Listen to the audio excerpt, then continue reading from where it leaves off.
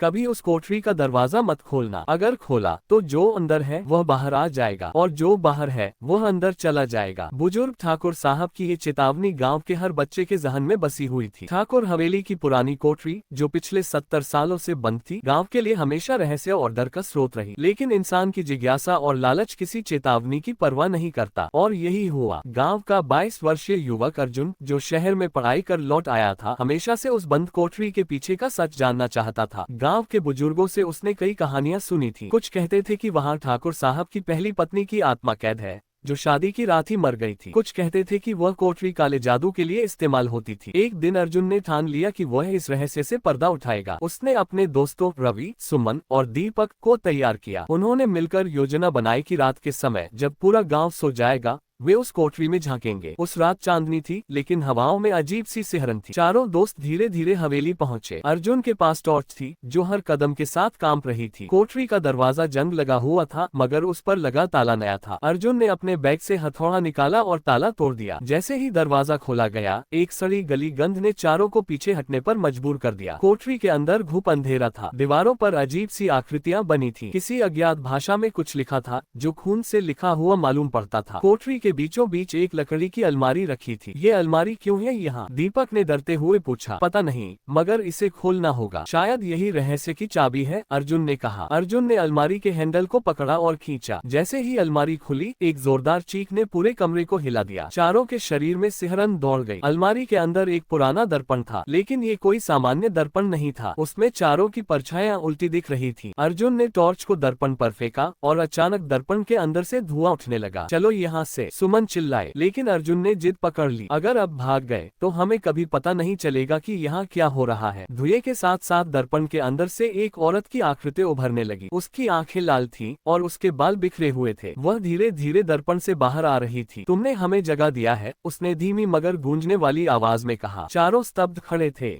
अर्जुन ने साहस बटोरते हुए पूछा, तुम कौन हो? मैं इस कोठरी में बसी आत्माओं की रानी हूँ, दशकों से कैद हूँ, मगर अब तुमने मुझे आजाद कर दिया और इसकी कीमत चुकानी पड़ेगी। उसके ये कहते ही कोठरी की दीवारें हिलने लगी। दीपक ने भागने की कोशिश की, मगर कोठरी का दरवाजा अपने आप बंद हो गया। उस औरत ने अपना सच बताना शुरू किया। वह ठाकुर साहब की पहली पत्नी थी। शादी की रात ही ठाकुर साहब ने उसे इस कोठरी में बंद कर दिया था, क्योंकि उसे पता चला था कि वह तांत्रिक परिवार से थी। जब उसने कोठरी से निकलने की कोशिश की तो ठाकुर ने उसे मार दिया और उसकी आत्मा को दर्पण में कैद कर दिया। अब तुमने मुझे आजाद किया है, अब मैं तुम्हारे शरीरों का इस्तेमाल कर इस दुनिया पर राज करूंगी, उसने कहा। अर्जुन ने महसूस किया कि दर्पण ही उसकी शक्ति का स्रोत है। उसने दर्पण को तोड़ने का फैसला किया, लेकिन जैसे ही उसने दर्पण के पास जाने की कोशिश की, औरत ने उसे हवा में उठा लिया। अगर तुमने ये दर्पण तोड़ा तो तुम्हारी आत्मा भी इसमें कैद हो जाएगी, औरत ने चिल्लाकर कहा। अर्जुन के पास वक्त कम था। उसने अपने दोस्तों की ओर देखा और कहा, तुम लोग भाग जाओ, मैं इसे खत्म करूंगा। नहीं अर्जुन, हम तुम्हें छोड़कर नहीं जाएंगे, सुमन रोते हुए चिल्लाए। अर्जुन ने अपनी पूरी ताकत जुटाई और दर्पण को तोड़ दिया। जैसे ही दर्पण टूटा, एक जोरदार धमाका हुआ। चारों दोस्त बेहोश हो गए। जब उनकी आंखें खुली तो वे कोठरी के बाहर थे। कोठरी का दरवाजा फिर से बंद था और उस पर एक नया ताला लग चुका था। ये कैसे हुआ? रवि ने हैरानी से पूछा। तभी हवेली के बुजुर्ग चौकीदार वहाँ आए। तुम लोगों ने कोठरी को हमेशा के लिए शांत कर दिया है। अब वह औरत और उसकी आत्माएं कभी बाहर नहीं आ पाएंगी। ये तुम्हारे साहस का चमत्कार है, उन्होंने कहा। चारों दोस्त गांव लौट गए, लेकिन कुछ दिनों बाद अर्जुन को अपने कमरे में वही दर्पण दिखाई दिया। दर्पण के अंदर से वही औरत मुस्कुरा रही थी। खेल अभी खत्म नहीं हुआ, अगला भाग जल्द आ रहा है।